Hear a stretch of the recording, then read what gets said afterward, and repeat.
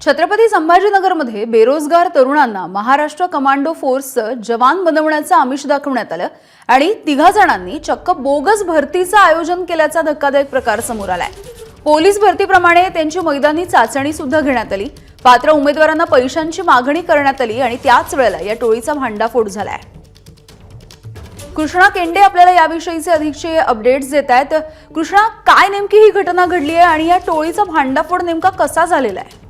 छत्रपती संभाजीनगरमध्ये साधारणपणे 20 दिवसापूर्वी बेरोजगार तरुणांच्या मोबाईलवरती एक भरतीचा SMS येत होता आणि त्यामध्ये 12,000 रुपयांच्या पगाराचं आश्वासन देऊन महाराष्ट्र कमांडो फोर्स नावाची भरती या ठिकाणी करण्यात येणार आहे। मैदानी चाचणीसाठी छत्रपती संभाजीनगरच्या सांस्कृतिक मैदान नावाचं ग्राउंड आहे त्या ठिकाणी बोलवण्यात आलं होतं। अगदी हुबेहूब पोलिसांची जशी भरती होती तशाच प्रकारची भरतीचं आयोजन करण्यात आलं होतं। धावण्यासाठी काही गुण, गोळाफेकसाठी काही गुण, लांब उडीसाठी, उंच उडीसाठी काही गुण देण्यात आलेले होते आणि ही सगळी भरती या प्रक्रिया पार पडली आणि त्यानंतर 92 लोकांना कागदपत्र तपासणीसाठी या ठिकाणी बोलवण्यात आलं आणि त्याच वेळी त्यांच्याकडनं 6,000 रुपयांची या ठिकाणी प्रत्येकी मागणी करण्यात आली आणि त्यावेळी काही विद्यार्थ्यांनी त्यांना या भरती संदर्भातली काही कागदपत्र तुमच्याकडे आहेत का याची विचारणा केली आणि त्यावेळी ते गडबडले।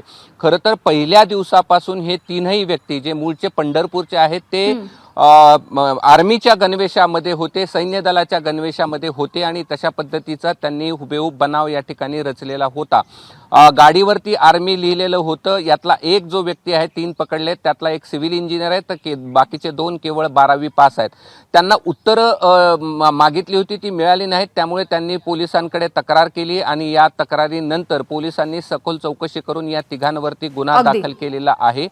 मात्र त्यापूर्वीच अनेक तरुणांनी या 3ही लोकांना ऑनलाईन पैसे पाठवले होते आणि अनेक जणांची फसवणूक देखील झालेली आहे। मात्र असं असताना थेट पोलीस भरतीसारखी पोलीस प्रक्रिया राबवून तरुणांना फसवण्याचा प्रकार मात्र छत्रपती संभाजीनगरमध्ये उघडकीस आलेला आहे। यामिनी, अगदी कृष्णा, सगळंच धक्कादायक आहे आणि तितकंच चक्रावून टाकणारं सुद्धा आहे। खूप खूप धन्यवाद या माहितीसाठी।